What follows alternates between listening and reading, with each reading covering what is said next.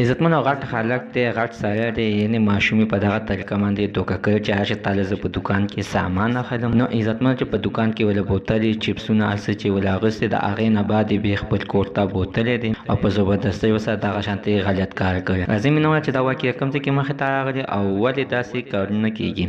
ټول معلومات عزتمن زه تاسو سره په دې ویډیو کې شیر کوم. موږ سره دا ویډیو تر اخره پورې وګورئ چې تاسو ته پوره معلومات در ورسېږي. د دې معلومات نه مخکې زه تاسو ته دا یادګینه وکړم، تاسو کو چینل زمونږ په دې سوپر کلیک چینل کې نوي وئ، چینل هم نوي سبسکرایب کړئ. مهرباني وکړئ تاسو زمونږ دا سوپر کلیک چینل د سره سبسکرایب کړئ، خوا کې ورسره د ټلۍ نشان ووهئ چې ښه یوه نوي معلومات ویډیو تاسو ته په اسانۍ باندې در ورسېږي.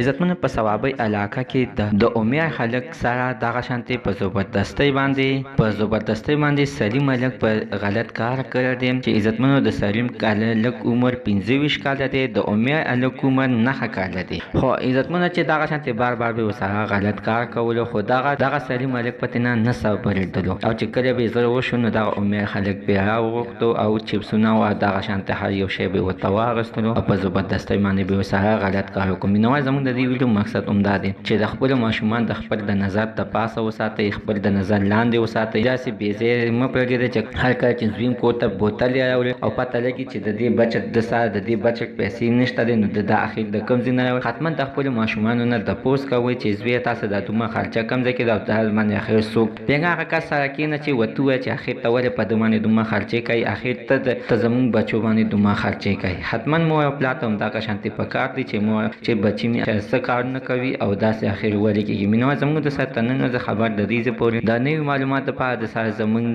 د سوپر کلیک چینل د سره سبسکرایب کړئ، خوا کې ورسره د ټلۍ نشان ووهه چې ښه یوه نوي معلومات ویډیو تاسو ته په اسانۍ باندې در